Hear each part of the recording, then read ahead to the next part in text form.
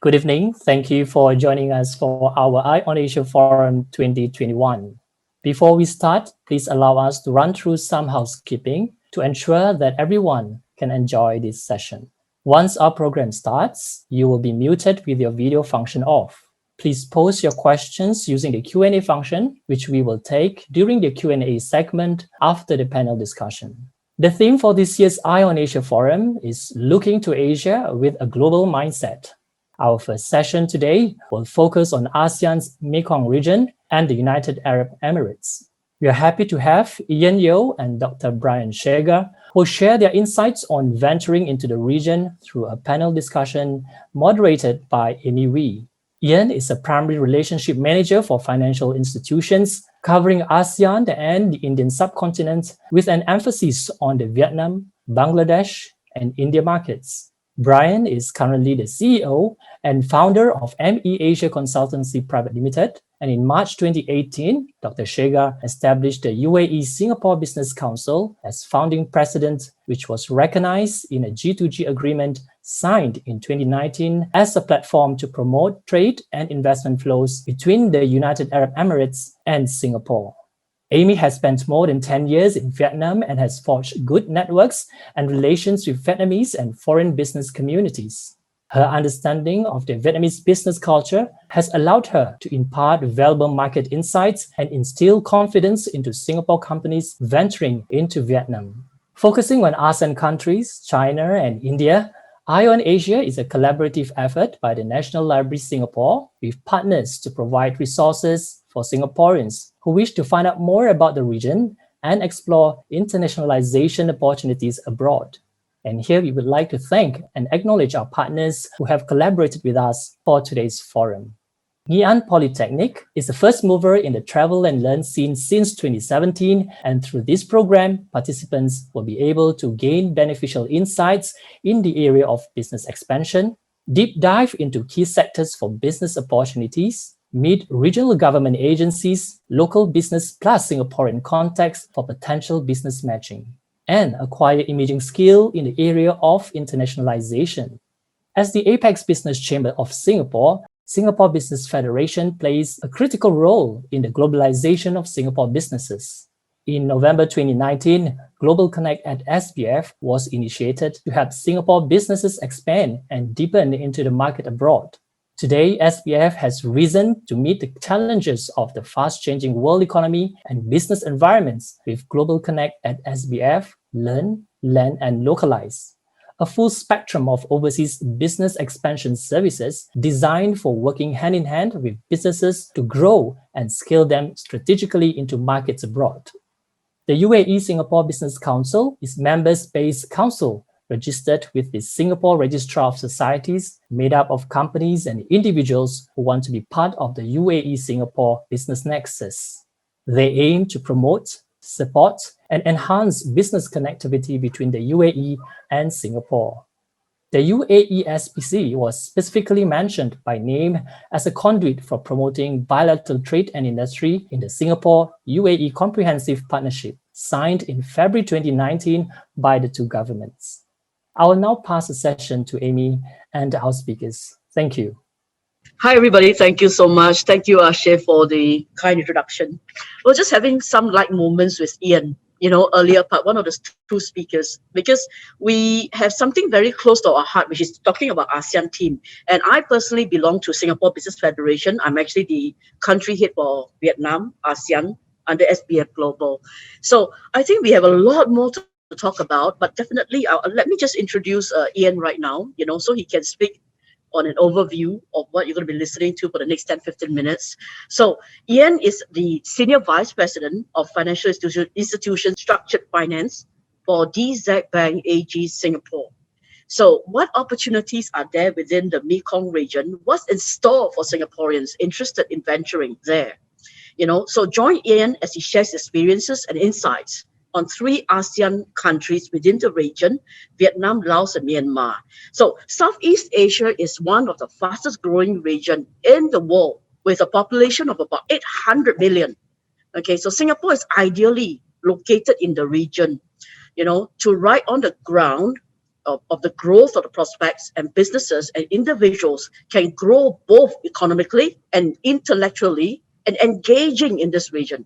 Today, we have focused on two countries, or rather, I'll say three countries in ASEAN, which I mentioned earlier, Myanmar, Laos, Vietnam, where we will do a cursory overview, okay, of these countries and what opportunities are there available for us today. So, Ian, over to you. Thank you, Amy, for the introduction. Good evening, everyone. So let me cut straight to the chase and give you first a brief overview of the region that I'm talking about today. Firstly, the Mekong River, which is the region that we are touching on today, stretches actually from China all the way to the Gulf of Siam. It cuts through several key countries in the Indochina region, Myanmar, Thailand, Laos, Vietnam, and then out to the Gulf of Siam via Cambodia. And many of the inhabitants of this region rely on the river for their water and food supply, and the history of the region is very much intertwined with this river. So for today, especially, I will zero in on three countries that ply along this river, namely Myanmar, Laos, and Vietnam. But before I head into these three countries, I thought I should give you guys some view about the Mekong. For those of us who have been or have not been or heard, there's this huge lake along the Mekong River called the Tonle Sap in Cambodia. And how it affects the livelihoods of the individuals there is that during the monsoon season, this lake actually expands in size, 4 times its current size, for fishing.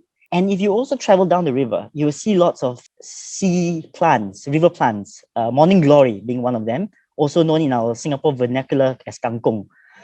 So this river is what I would say the bedrock of the Indochina region.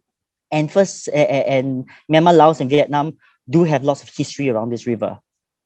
The first country that I'll talk about briefly will be Laos. It's an inland landlocked country, nestled between Vietnam, China, and Thailand, with Cambodia in the south. Now, it is largely dependent on trade with its neighbors, being landlocked. However, it has seen significant investment flows from China in recent years, especially for the infrastructure projects. Laos has also made it widely known that it wishes to be seen as the battery of Indochina, using hydroelectric power and to export power generation and electricity to the region, Vietnam, Thailand, Cambodia, and so on and so forth. So that's one of the areas that Laos is trying to grow into.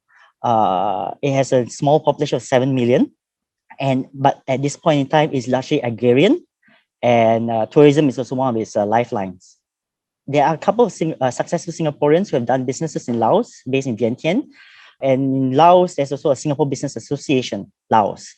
They are active, and they are guys on the ground to whom we work closely with. The second country that we're speaking about, and I'll talk about briefly, is Myanmar. It's bordered alongside two giant neighbors of India and China, with Thailand on its east. And it's a country with significant economic growth in recent years. It has stellar growth, largely again in agriculture, similar to Laos.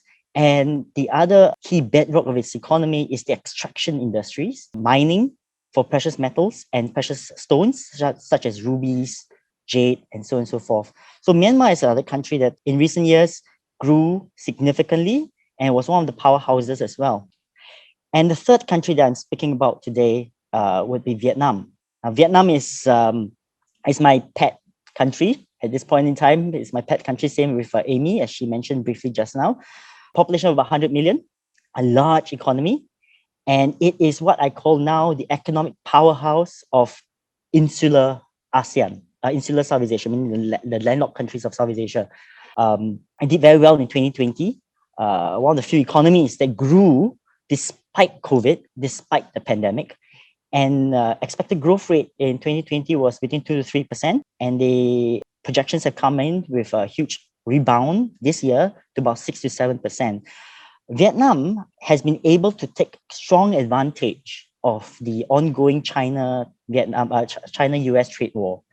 And alongside with that, Vietnam came up with good policies to attract foreign direct investments into Vietnam, creating jobs, creating lots of vibrancy in the business sector and economy. So for those of us who are familiar or intend to go into Vietnam, I mean, most of us hear about Ho Chi Minh. Most of us have gone to Ho Chi Minh for tourism. But there are two other regions in the center, central Vietnam as well as North Vietnam, Hanoi and Da Nang, which are also seen by the Vietnamese government as areas in which they wish to grow. economically, each of it having its own advantages that they wish to play. So Da Nang, for example, they hope to be a high-tech precision engineering hub.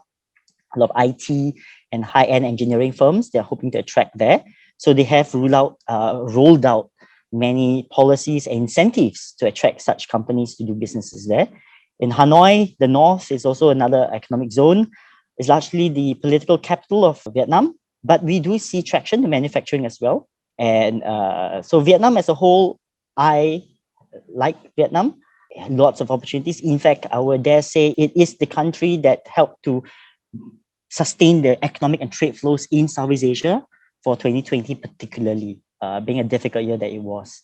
So this is, in brief, just a summary, cursory overview of what I'm covering today.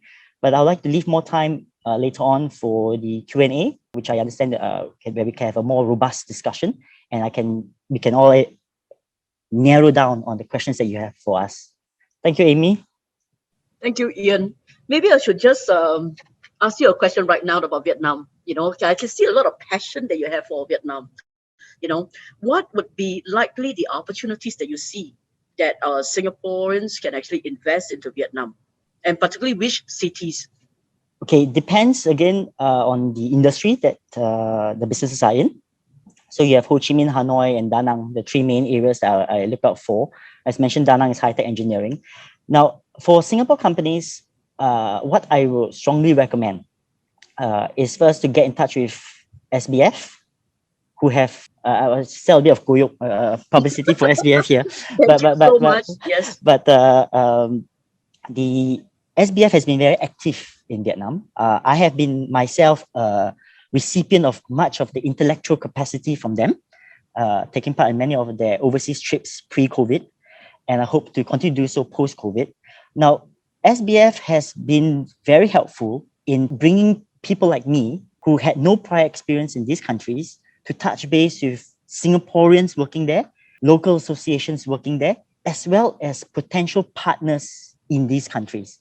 So I joined 2 years back with SBF to Da Nang on a high-tech, high-precision engineering overseas market workshop, as it's called OMW.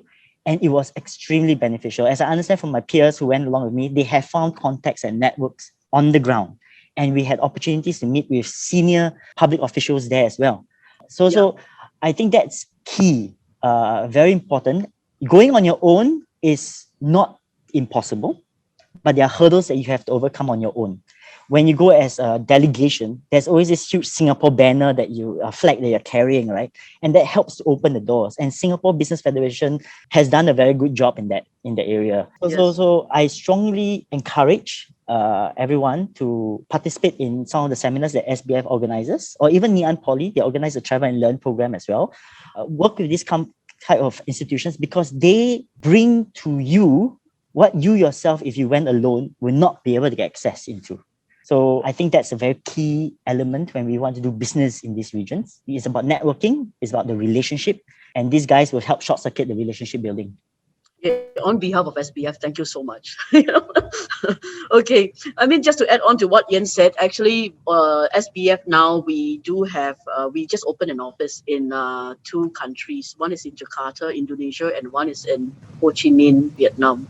So what we do normally there is that, we have this local staff, we employ local staff to actually help Singapore companies to do some basic market research, and also to help Singapore companies to find a bit more confidence or comfort when they actually start to invest or get into Vietnam for developments, business developments. But anyway, of course, as what Ian said earlier, that you can actually contact us in Singapore Business Federation. We have this initiative called Global Connect, which is actually supported by Enterprise Singapore. So obviously that you're more than welcome to actually contact us anytime, So anyway, let's just get on to the next speaker. Thank you, Ian, for that kind introduction.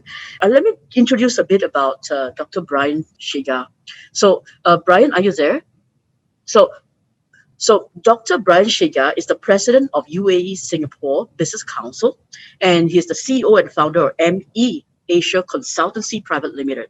So the United Arab Emirates, which is UAE, is Singapore's largest trading and investment partner in the Middle East, with bilateral trade last year reaching 20 billion Singapore dollars. Founded in December 1971 as a federation of 7 emirates, including Abu Dhabi and Dubai, it has a diversified economy with oil and gas comprising about 30% of its GDP and a strong service sector centered in Dubai. Whilst the UAE was not spared from the COVID-19 pandemic, the country has handled the pandemic's challenges effectively, and it is poised for a good recovery. Come and learn about the country from Dr. Shegar, Brian, as he shares the trends and opportunities in the UAE. So over to you, Brian. Thank you very much, Amy, for your kind introduction. Good evening and welcome all to the Eye on Asia Forum, so kindly organized by NLB. And thank you, NLB, for putting this together. My focus for this seminar will be the UAE. The country, United Arab Emirates, is located in the eastern end of the Arabian Peninsula. It is a federal constitutional monarchy formed by a federation of 7 emirates comprising Abu Dhabi, Dubai, Fujairah, Sharjah, Ras Al Khaimah, Ajman, and Al Kuwait, who were formerly called the Trucial States. The country achieved its independence from the UK in 1971. Now, each emirate is ruled by a sheikh, and the 7 sheikhs collectively comprise the Federal Supreme Council. The ruler of Abu Dhabi, Sheikh Khalifa bin Zayed Al Nahyan, is also the president of the country. Abu Dhabi is the largest and wealthiest emirate. The ruler of Dubai, Sheikh Mohammed bin Rashid Al Maktoum, is concurrently the vice president and prime minister of the country. The total population is about 9.8 million. However, local Emiratis comprise only 1.8 million, and the rest are expatriates who work in the country. The nominal GDP of the UAE is about 383 billion US dollars, quite similar to Singapore's GDP of $391 billion. Its per capita is about US dollars 41,000, again not very different from Singapore's per capita of 68,000. The country, as Amy has said, is a major oil and gas producer with the world's 7th largest crude oil reserves, of which 96% is located within the Emirate of Abu Dhabi. Also has the world's 6th largest gas reserve and was in fact the first country in the Middle East to export gas to Asia in 1977. The UAE is one of the leading member countries within the 6-member Gulf Cooperation Council. The other 5 countries you may know are Saudi Arabia, Qatar, Kuwait, Oman, and Bahrain. However, within the GCC, the UAE is the most diversified economy compared to the other countries, which are very oil-centric. Because oil and gas in the UAE only comprises about 30% of its GDP. Industry and services are also very important sectors within the UAE economy. And another additional facet of the economy of the UAE is that it is the most open economy in the region, with total trade about 170% of the GDP, and re-exports representing about 20% of total exports. Singapore, as you know, is also a very open economy and is also well known for its entrepot trade. So there are some interesting similarities between the two countries. Dubai, in particular, has a strong services economy and a vibrant banking, trade, tourism, transportation, and communication sectors.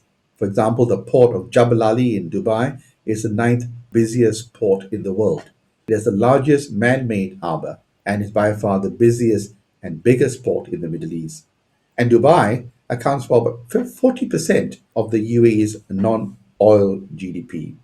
The UAE is very well positioned as a gateway to not only the Middle East, but also to countries in North and East Africa, Eastern Europe, and Central Asia.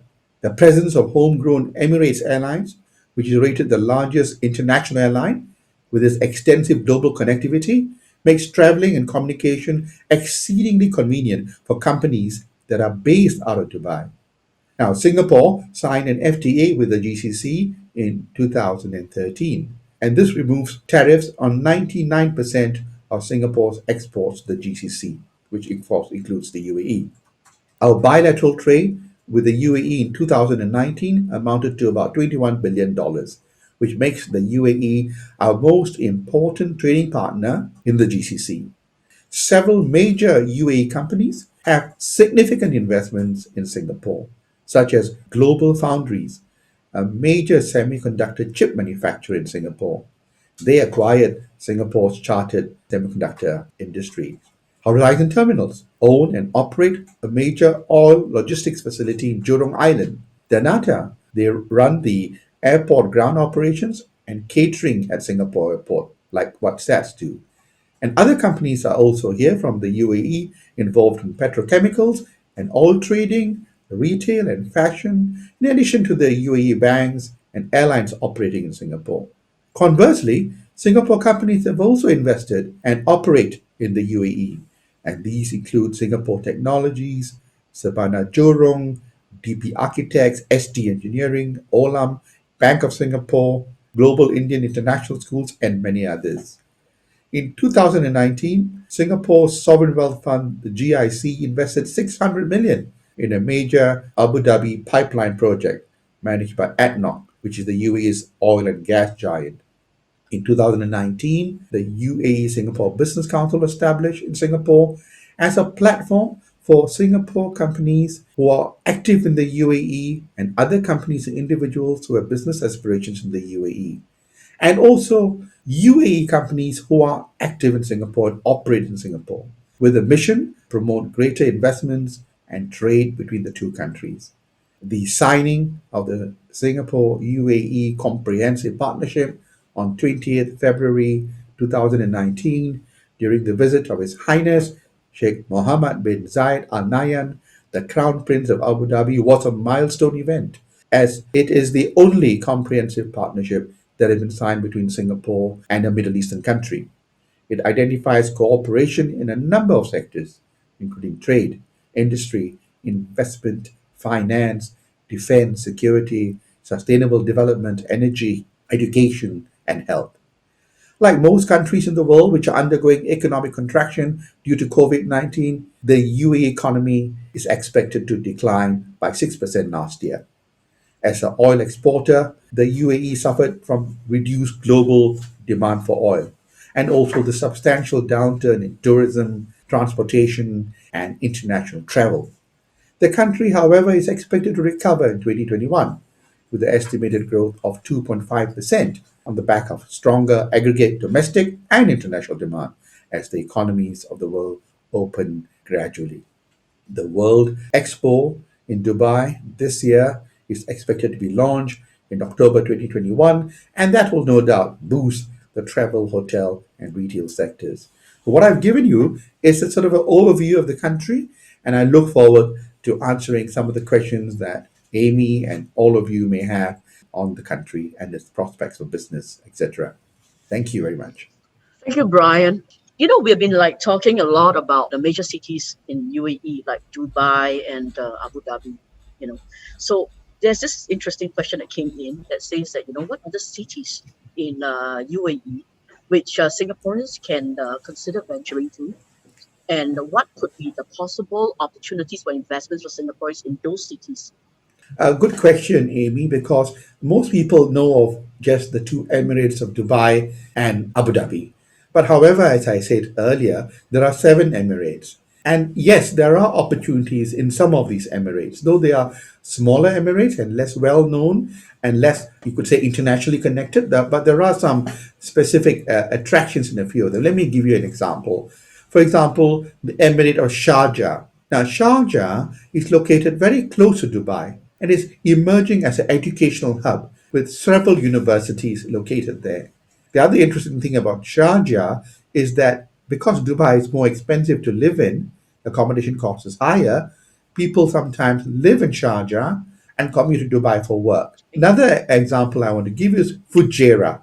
Now, Fujairah is a particularly interesting companies operating in the bunkering and oil trading sort of sector because they are considered to be the leading oil bunkering center in the region. So they have developed a specialty in bunkering, oil trading, oil logistics. Now there's another smaller emirate called Ras Al Khaimah.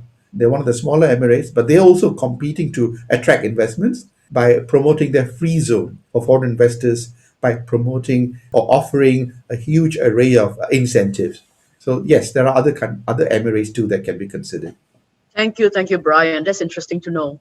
Now, just also trying to find out, because you see, I've been living, I was living in Vietnam for 12 years, working there. And I know that living in different cities has its own different culture. So apart from like Abu Dhabi and also in Dubai, right? So we know that they have all these infrastructures and all the restaurants, and I would say that a very comfortable living for Singaporeans, to venture there, to stay in the long term.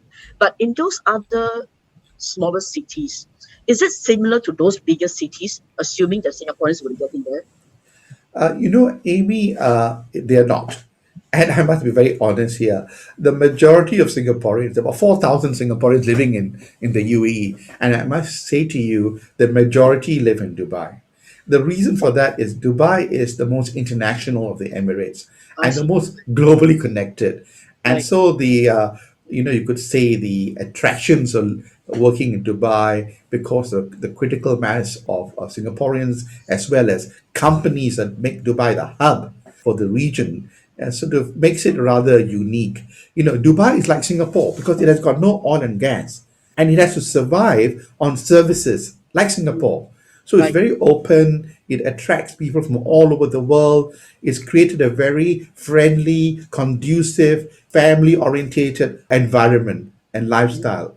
So it Okay. naturally attracts more people. Now, Abu Dhabi is another place where people Yes. work, but they are more in the oil and gas sector because the oil and gas Right. sector is largely in Abu Dhabi, especially in sort of upstream area if you want to be close to ADNOC, which is the national oil giant that's head office in Abu Dhabi.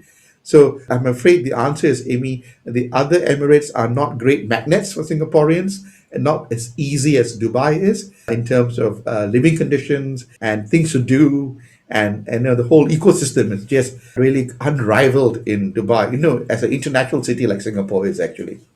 Okay, thank you, Brian. That's really interesting to know. Okay, let's go through to a couple of questions that just came in.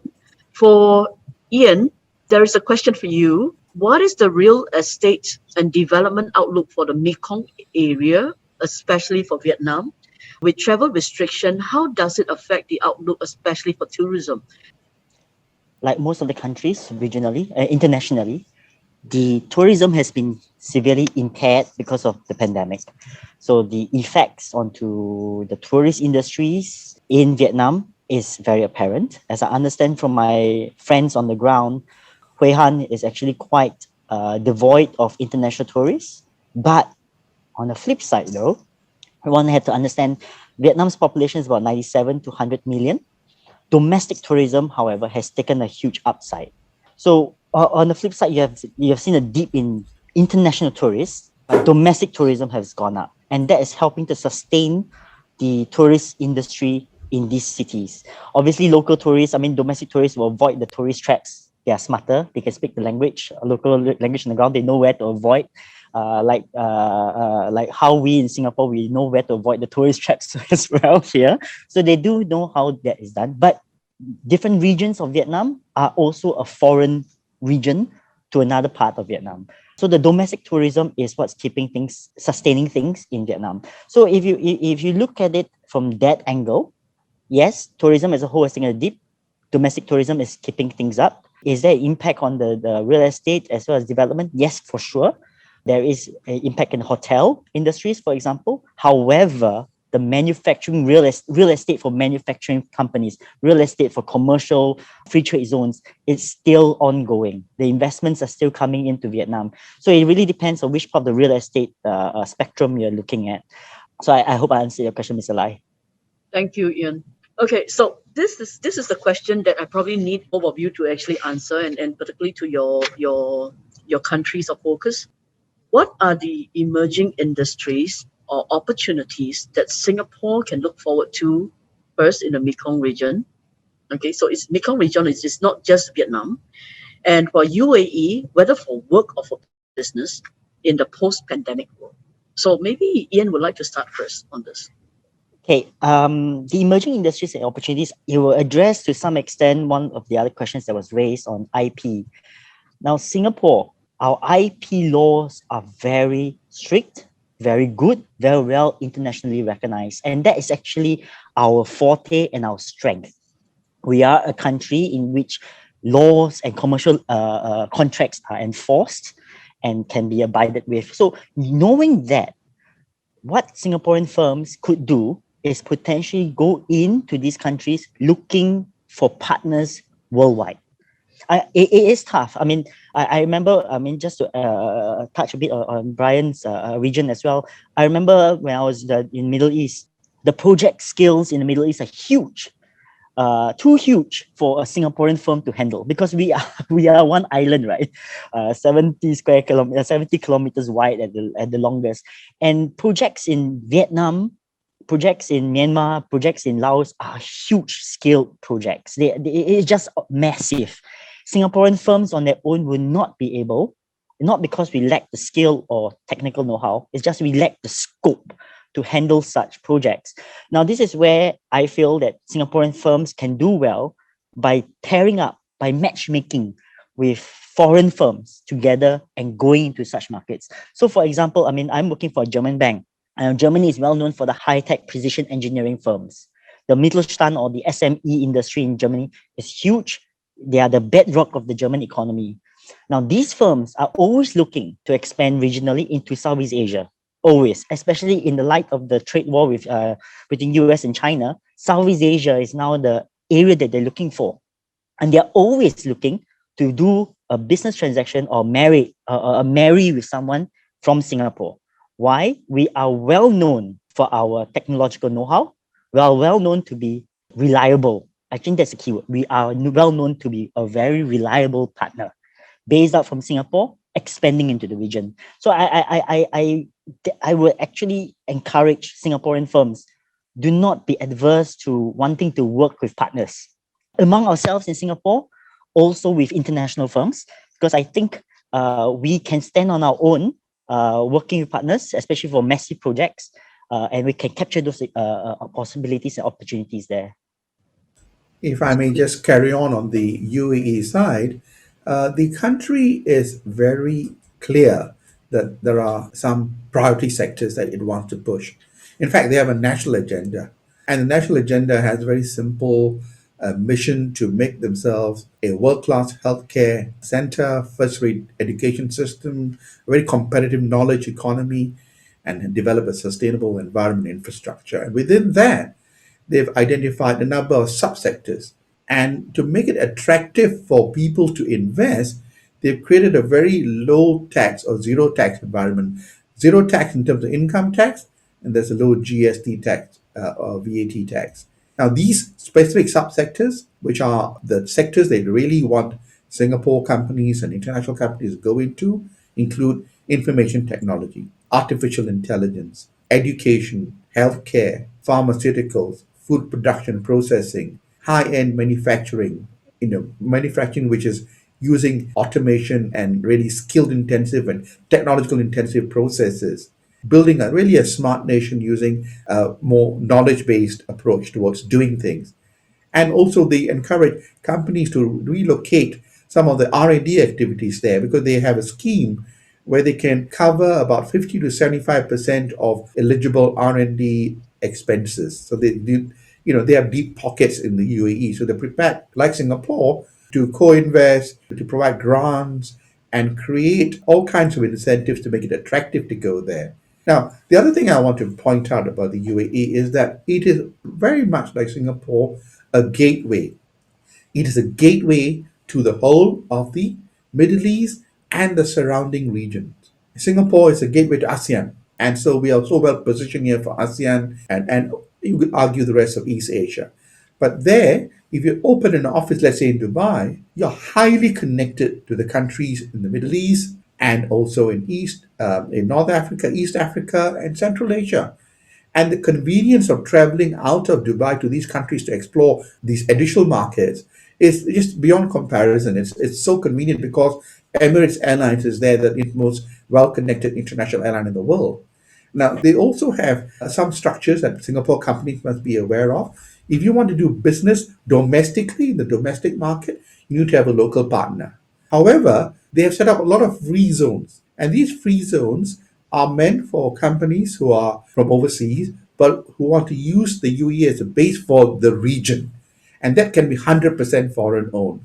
So there are various sort of structures that obviously the UAE Singapore Business Council can talk about and advise any Singaporean company that is interested in going to the UAE. Of course, ESG, has an office there too, and they are very well equipped in terms of knowledge and experience and connectivity. And the whole idea why we encourage Singapore companies to look at UAE is that it is a very interesting market, not just within the country, but beyond that country in the region as a whole. And Singapore companies have to continuously look at new markets outside Singapore. Our markets are small. ASEAN is there. Of course, we've got the Mekong area, but there are other areas too, west of Singapore, that are worth considering, particularly in the UAE and beyond the west, in the Middle East. Thank you, Brian. Okay, so there's a question coming in from Gary So, and it says, Dr. Brian mentioned that Sharjah is developing as an education hub. The education hub, does it involve the technical education? That's one question. So in the past, through interaction with UAE personnel, so Gary noted that UAE preference of technical education is to look towards the West, example, UK, US, So are there any changes in the recent years and the future? And that's a very interesting observation, Amy. And Gary is right. In the past, yes. I must tell you, in the past, let's say about 15 years ago, 20 years ago, the countries of the Middle East were very Western centric. Very true. And that has changed. That has changed dramatically. It has changed dramatically because they have discovered that east of that region, you've got China, you've got India, you've got ASEAN. Within ASEAN, the giant economies of Indonesia, you've got Singapore, of course, Malaysia, Vietnam, etc., etc. So they have realized that these are huge economies with massive need for what they export, which is energy. So the UAE and the Middle East supply, you could say about 75% easily of Asia's energy needs, right? So important. At the same time, they also have realized that these countries can also be important investors into the UAE. For example, Chinese companies are very active there. There's a place called Dragon Mart in Dubai, which is the biggest collection of Chinese companies anywhere outside China in one place. And the connectivity between China and the UAE, India and the UAE is tremendous. And what we are trying to do in Singapore is build another sort of connectivity, linking up with ASEAN, of course, because we are a gateway to ASEAN in a way, and therefore we in Singapore are well positioned to even introduce ASEAN companies through Singapore partners, collaborators, for example, into that part of the world. And I must tell you, among all the ASEAN countries, okay, Singapore receives the highest investment from the UAE. Also, it has the largest amount of trade than any other ASEAN country. So we are well positioned. We can do more. I'm particularly keen on the SMEs because I believe the SMEs have to look at new markets. And I think, it would be very advisable for them to look at markets in that part of the world because there is money in the GCC. They are rich countries and they have deep pockets because they have oil and gas. And they also offer opportunities for Singaporeans in different sectors like technology. We are good in technology. We're good in education. Technical education was mentioned just now. Yes, in fact, there's technical education collaboration on a G2G level. They come to NUS and other universities for certain programs. That goes on. And NUS and other universities are constantly marketing some of their programs for the UAE within collaboration with other universities there. So technical education is an important area, very important area. They believe a lot in increasing the value add of local skills, by the way. So anything that a Singapore company can provide in area of education, be it technology or whatever, will be welcome. I can tell you, a Singapore education institution, Global International School, has two schools there. one in Abu Dhabi and Dubai. They're a Singapore company, a well-known Singapore company. They have schools all over Asia, but they've set up two in the UAE, Abu Dhabi and Dubai. And there is no reason why somebody who is strong in a technical education should not explore the potential there as well. Thank you, Gary. Thank you, Brian. Yeah. Okay. So thank you. Actually, I'm just looking through all the questions, and somebody just asked. I think it's Mr. Gary Tan just asked, can SBF help to connect with foreign firms who may be keen to work with us, as in like Gary, SG startup in drone solutions? Of course, if you're interested in Vietnam, come to me. If you're interested in, let's say, for Indonesian market, you can always go to my colleagues. We have like market specialists for each and every country. So just contact us at Global Connect at sbf.org.sg. So we can always get you linked up with foreign firms that is in market. So, yes, that is an answer to you, Gary. Okay, let's do something really light here. In terms of culture and aspirations, okay, so this question is actually for the two speakers, okay? In one or two sentences, what advice would you give to young Singaporeans or people that have not actually been working or staying in that region of yours on the importance of developing global mindsets and be more culturally acceptable, or I would say in this question, it says intelligent. So are there any advice in one or two sentences that you can give to people that might be wanting to work in UAE or maybe wanting to work in the other countries out of Singapore? That is such an important question. And I tell you frankly, we in Singapore, we Singaporeans are blessed. Why? We are an important node of the global economy already. All right? Our international trade, our labor markets are globally linked already. We are fortunate to live and be brought up in a multiracial, multicultural, multi-religious society with a strong Western overlay. So we are really we should be naturally culturally nuanced. We should be. I agree that some people may not be so sophisticated in this area, but it's not difficult to develop that kind of exposure, that kind of sensitivity. We are naturally in that sort of milieu that should make us so adept in adjusting to working life, be it in ASEAN, in the Mekong area, or in the UAE, because that's how we are. We are a cosmopolitan melting pot. So, but this is very important. If you want to work abroad, of course, I can give you more examples, but I want to be brief.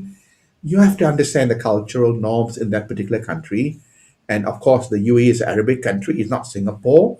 So there are some peculiarities there that Singaporeans will have to adjust. And Singaporeans, normally when they go there, they have no problem adjusting because it is in a way a part of our DNA. You know what I mean? Okay, so later on I'll ask more questions regarding that. So now, okay, let's get to Ian. So what do you think? What is your opinion? I strongly echo what Dr. Brian Shiger has mentioned. We are a unique melting pot of cultures in Singapore, so it makes us a very good position to actually adapt. Now, the flip side, though, on the other hand, is Singapore is very comfortable. It's such a comfortable country, right? So for us to actually move out from Singapore to an emerging market like Vietnam or Myanmar, where you are rough without the bit, it can be a psychological challenge. Right? I mean, over here, water, electricity, food, all nearby. So we are really spoiled in some sense because of that convenience. Now, that, however, should not be the only fear, should not be the fear that puts you off from going overseas. Now, one thing that Dr. Brian mentioned is this cultural aspect. And one of the avenues, and especially now during COVID, where all of us can't travel, one of the best opportunities actually to use the time is actually to learn a language from one of the regional countries. You can learn Arabic for the Arabic markets. You can learn Vietnamese, Burmese, and so on and so forth. This is the best time for us to learn from different service providers. The government is providing the Skills Future credits, which can be used to offset the cost for these language courses. And I strongly encourage everyone to learn, because through the eyes of language, we learn the culture. And this actually is half the battle won. Let me just give you one simple example that will touch all of us here in Singapore, closer to heart, closer to home. I'm ethnically Chinese. I speak some Malay. And it's small things like this that matter. Even when you're networking or doing a business transaction, right? I can speak the most broken Vietnamese or the most broken Malay, but the other side appreciates always the effort taken. I can speak some Arabic because I used to cover the Middle East region. I speak broken Arabic as well. And it opens doors. It opens doors because the other side, the recipient, appreciates the effort you have made, even though it's broken, but you have made the effort to reach out, to connect. And I think this is something that we in Singapore have a unique opportunity to do. We are so cosmopolitan. The opportunities to learn languages are so much there. The issue, of course, is languages are such, if you don't use it, you lose it. Then if you're learning Vietnamese, look for Amy. She can speak Vietnamese, right? Sorry, Sabo, you there. But similarly, you can find like-minded individuals from your classes and you can speak the language together. I cannot tell you how important this is. I have no way of saying it, right? I can speak German. It helps a lot in breaking the walls down. We all know that the Germans are very what they call reserved individual, but the minute you have this black hair fella speaking German, the other side is, oh, how come you can speak? Where do you learn it from? And immediately things warm up. So I strongly encourage us here in Singapore to capture the opportunity to learn language. It really opens doors to culture. You know, I Amy, can't agree sorry, more. A- Yeah, I couldn't Amy, agree more with Ian, really, because the language itself, you know, it's something that you could build a friendship before business. You know, so whenever that you want to build a business or you want to be comfortable in that country of your interest, I would say that yes, what Ian just mentioned is that even in the most brokenness, if there's such a word, you know, in terms of language, I'm telling you is that you can actually literally make friendship out of it. Like when I first started in Vietnam, it took me like a couple of months to maybe almost a year, okay, to learn the language, you know, or maybe I am a little bit too slow, you know, in terms of learning a third language. But when I started to speak a bit like Xin Chao, Cảm ơn, Tạm biệt, you know, things like very simple like hello, goodbye, thank you, all this matters a lot in terms of people, making the people getting very comfortable with you, smiling, laughing, being a part of who you are. And then you're teaching them also in terms of how you can speak certain Hokkien, some Chinese and all those things. So we have this bilateral exchange, you know, but that creates a very close friendship. Till today, a lot of people that I met in Vietnam and created a friendship through is normally through language, you know. So yeah, okay, Brian, you have something to say? Yes. can I share an anecdote with you all, talking, sort of building on the point that Ian has said about language and Arabic? You know, in Dubai, the locals are just about 20%. So the foreigners sometimes get lazy and don't bother to learn the local language. I met the Singaporean Chinese. In fact, he was a colleague of mine because I set up and ran Emirates Bank. And I was a banker when I was working. Now I'm retired. And I met this gentleman. He was working in one part of Emirates Bank. And he spoke perfect Arabic. And then I said, you are unique, you know. How come you have acquired this language? It's not an easy language. And so perfectly. And believe me, it was a great advantage for him because he was in investments, he had to do presentations, and they're always very impressed when he spoke Arabic, though most people speak English. But they impress everyone. Then he told me how. He said, building on Yen's point, he said he was determined to acquire the language. So what did he do? Most expats will live in expat areas and therefore Yes, move within an enclave which is their own, be it that's right. Singaporeans or That's right. whatever. What he did, he went to stay in an Arabic area. Oh, He was wow, okay. one of the only foreigners, and Chinese some more. So you know there are not many Chinese in the UAE compared to, for example, Indians from the subcontinent, where he's a Right, Singaporean, right. and he was forced to learn Arabic, and his children all speak Arabic. And I thought that was an example of a Singaporean Wow. really Yeah. went way above the call of duty to immerse himself in the local culture, and he's outstanding. His position in UAE will always be, much valued and in demand. Yeah, you're right, Brian. Actually, when you know the language, right, actually it brings up the value of you in, you know, sort of like putting yourself into that environment. You know, you can make more friends. You can be enjoying in terms of understanding the communication with let's say for me for Vietnam. You know, so I have a lot of Singapore friends who are there or currently there. They actually learn the language and they sort of like immerse themselves into the culture and being a part of the whole family culture, whole environment, you tend to enjoy yourself a lot more. And in terms of, let's say you're able to speak that language in that country, you get a lot more opportunities given to you. So True. yes, I agree. Now, okay, let's move on to the next thing. There's this interesting question from Elvin. So Elvin says that, can Brian and Ian share from their experience what is the key cultural pitfalls between Singapore and UAE and ASEAN respectively? So let's start with Brian on this. Okay, now cultural pitfall, very interesting question. Let's first of all understand that the UAE, unlike Singapore, is an Arabic culture. So the Arabic culture is quite different from, let's say, the Malay culture or the Indonesian culture. So you must understand that Arabic culture is also quite traditional, and you must understand the basis of that culture. And particularly in the UAE, most of them are conservative Arabic who have before been Bedouins. Huh? Bedouins are nomadic people compared to the Arabs, let's say in Lebanon or Syria or the Palestinian. They are a bit more, sort of, you could say, westernized in many ways. So certainly you have to appreciate that they're conservative. There's a certain dressing norm. So you cannot sort of dress immodestly in public spaces. Then Ramadan is, of course, taken a lot more seriously because they are a Muslim country. And so during Ramadan, if you're not allowed to drink or smoke or eat publicly, all right, in front of your Muslim colleagues or anywhere. And in the working space, sometimes most of these companies will give you a room where you eat quietly, in isolation. And so companies the people who are there have to understand that. Then, of course, alcohol. Alcohol is not permitted for Muslims. Huh? Only non-Muslims can drink alcohol, but only in a licensed restaurant or a hotel or private venues. And even then, you need a special license if you want to buy alcohol. If you are a foreigner. And weather, okay, you must understand the weather is different, very different, because during the summer months, it's a desert environment, right? So in the summer months, it's very, very hot. May to September is exceedingly hot. It can reach as high as 45 degrees. The humidity is quite high, sometimes over 90%. But during this period, people are still comfortable, but they're indoors. And indoors, there is air conditioned. So you have to understand during that period, you have to have an indoor lifestyle. But afterwards, during the so-called winter period, October to March, the weather is wonderful.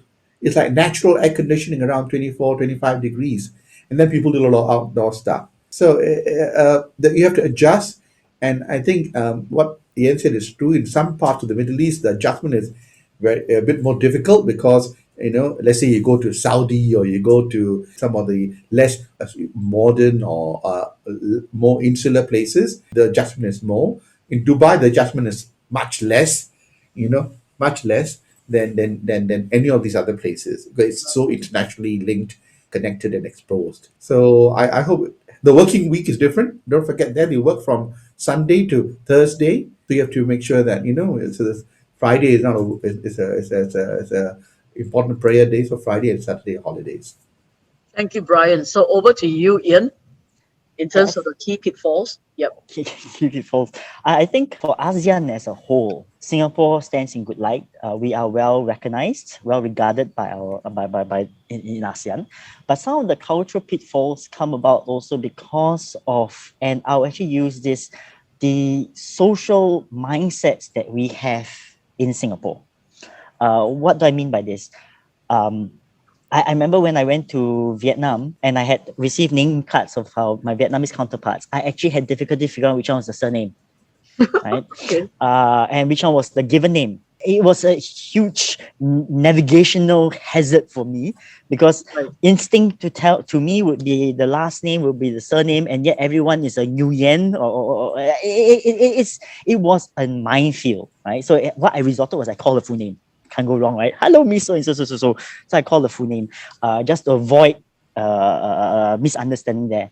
But similarly, in countries like Myanmar, for example, one thing I realized, and we in Singapore have a good opportunity to understand, is if you go to Peninsula Plaza, right, you actually interact with lots of local Burmese who are working in Singapore, and the food is one of the big issues for me. Right, at the start, at the get-go. I have a sensitive stomach, so spicy food, some don't really go well with me, even though I'm a Peranakan, quite a sad joke that is. But so the Vietnamese soups and pho's work well for me. The Vietnamese coffees don't do well. So cultural pitfall, I love coffee. I drank a Vietnamese coffee. I had food poisoning for 2 days because the coffee was just too strong for me. These are things that we take for granted sometimes, the cultural minefields here. And that's why the language knowledge, and through the eyes of language, we actually learn those cultures. Now, one of the other benefits that we have in Singapore, and this is something that we strongly have, is quite a number of us actually do have domestic helpers at home that help in our family, right? In caregiving or even household chores. Now, your domestic helper, be they come from Indonesia, Burma, Sri Lanka, or wherever, they are actually, ironically, or for better or for worse, your best source of learning the language. You don't need to have expenses. You don't need to spend for a language course. You can just learn from your domestic helper. Hey, you're from Burma. Can you teach me some local language, right? Yes, from Indonesia. Can you teach me some bahasa? That opportunity is there. Your kids will learn and absorb like sponges, right? So they learn not only Mandarin from school, English at home, or Mandarin at home as well, but they also learn these languages from their helpers, from the auntie or the uncle. And this, to me, is the best avenue, right? I don't have a domestic helper, but I have caregivers, and we learn, right? We learn Vietnamese, and I encourage my kids to also learn Vietnamese from their Vietnamese school classmates. These are important elements, and we need to start from the younger generation. One of the sad things I feel is that we are in ASEAN, but very few of us can speak an ASEAN language. Most of us can speak Mandarin. Most of us can speak Tamil in the vernacular language schools, can speak Malay, but otherwise we cannot or do not have the opportunity in our curriculum to learn a regional language. When I was interacting or doing my overseas studies, what was interesting was in France, for example, the schools teaches their kids at a young age local French, English, and a neighboring language, German or Spanish. This is something that we don't have here. And if ASEAN is our back door and ASEAN is our region of growth of the future, we need to do that. And best to start with our generation and then pass it down to the younger ones. But yeah, so language, sorry, really half the battle is won once you get over that hurdle. Yes, I totally agree. You know, actually, it's more like ourselves. We need to actually open our mind, you know, to accept another nationality's culture. I mean, it can be language or can be the way that life is being led each day. You know, like for me, in terms of being in Vietnam, actually, initially, I couldn't get used to having meals sitting down on the floor, you know, and you know, among people that invite you, friends that invite you over, even business partners, you know, they like you, they ask you to the house for dinner. So you sit on the floor and then you eat together. But, you know, typically for us, even when we were young, right, you know, we have our meals from the table. So again, it's something like this that we need to accommodate in order to be part of, you know. So these are actually some of the things that we need to do in order to be successful in the country of interest. Anyway, due to timing, right, I probably will just have to take two more questions. Okay, two more questions, and then we probably have to pass the screen back to Ashif. Okay, there's one question. You know, Myanmar is in the news currently. So from Randy Lim, he has a question. He says, certainly Myanmar is in the spotlight. Yeah. So what are the short-term and long-term business impact across industries? Okay, there's always political risk.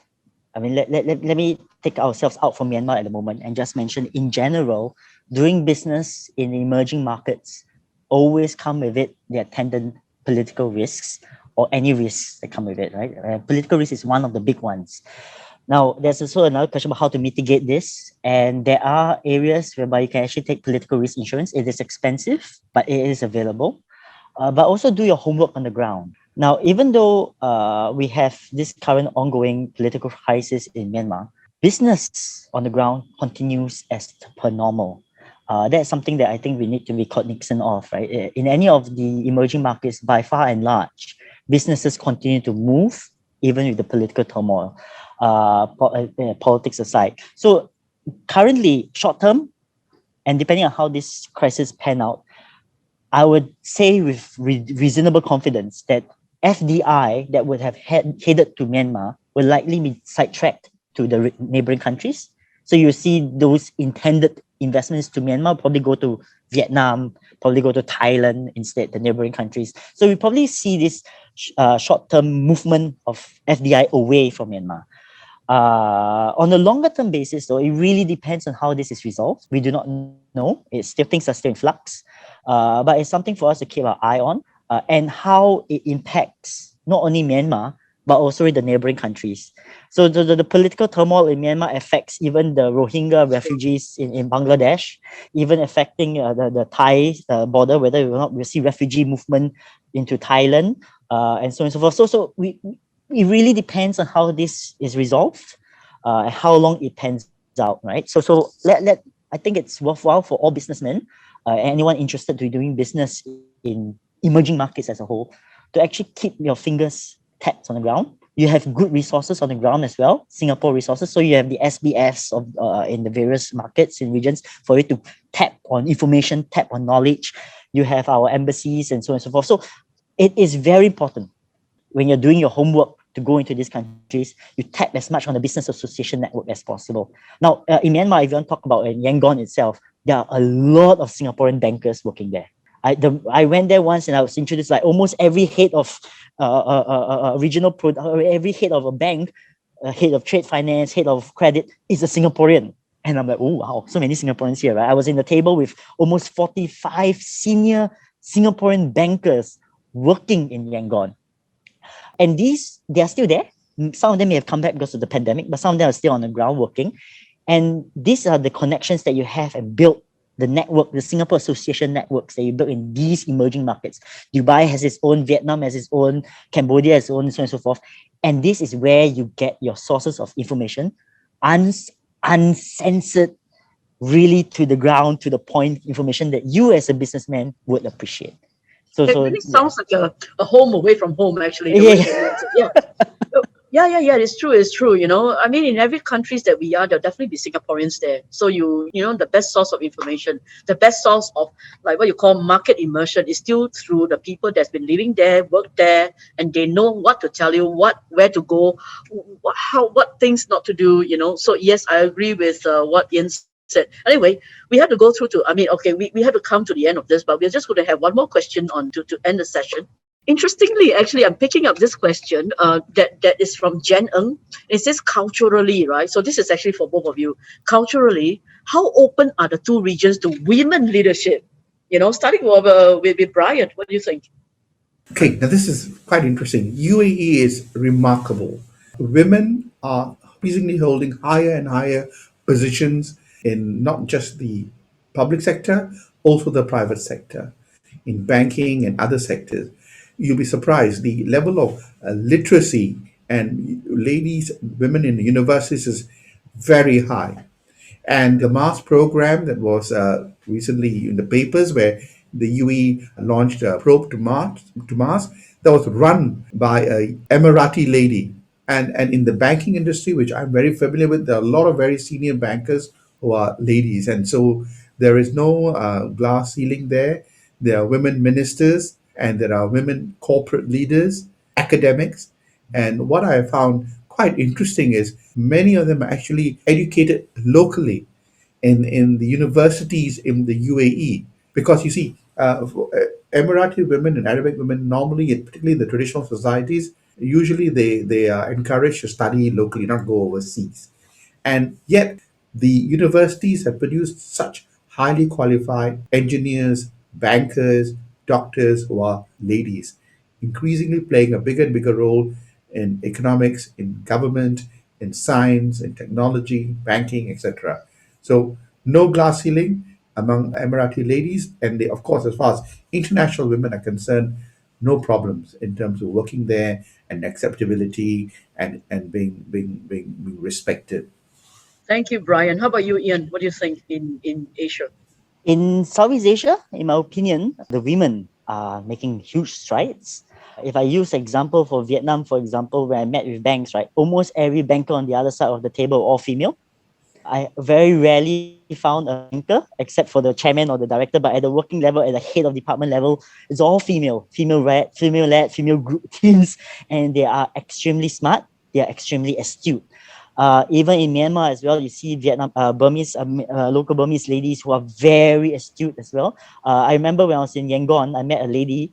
She's local Burmese, but when I spoke with her, I for a moment was confused whether or not she was Singaporean or was she local, because she had the Singaporean accent in her conversation. So I actually asked her, sorry, I'm going to ask a very insensitive question here. How come you speak to, where do you get the accent from? And she, I studied in Singapore. So she studied in Singapore. She was educated here. She worked for UOB here before she went back to Yangon, and now she's working for a local Myanmar's bank. And so the ladies have made huge strides. They are open to women leadership. Now, politically, you don't see that many female leaders at this point in time, but in the commercial world, in the business world, no holds bar. There's no glass ceiling at all. I actually found them to be the most engaging, very astute, very. I have to be careful when I speak to them because I think they will probably seal a better deal than me most of the time. But they are really good. So yes, there's no glass ceiling. They are welcoming to women working in those regions, in those countries as well, and I think the opportunities are there. Thank you, Ian. Thank you, Brian. I think we'll come to the end of the Q&A sessions. I must apologize that actually there's so many questions, interesting questions that I couldn't cover in this session. But definitely, you're more than welcome to write into NLB. If you want to reach to any one of us, to Brian, to Ian, or even to myself, we'll be more than happy to actually assist you or even to actually answer all your questions. So anyway, I'll pass the screen back, the stage back to actually Ashif.